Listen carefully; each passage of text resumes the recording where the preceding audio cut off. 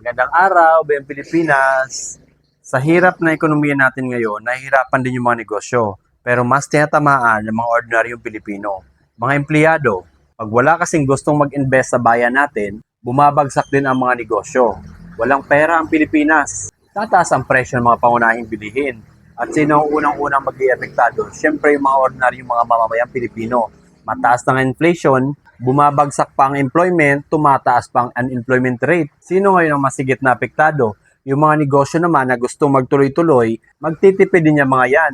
Siyempre, magbabawas din ng mga tao, magbabawas ng oras sa trabaho, tatamahaan pa rin yung mga empleyado. Yung iba dyan mag-resign dahil kukunti na lang may uuwi na lang sweldo. So, di ba, lamang para ng mga may negosyo? Ikaw, kung ordinaryong Pilipino ka, kahit saang aspeto talo ka, tumaas man ang ekonomiya, bumagsak man ang ekonomiya, ikaw ang palaging biktima. Mag-isip ka ng mga bagay na ikaka-improve ng sarili mo. Magnegosyo ka. Maliit na puhunan lang, makakapagsimula ka na. Isipin mo mabuti.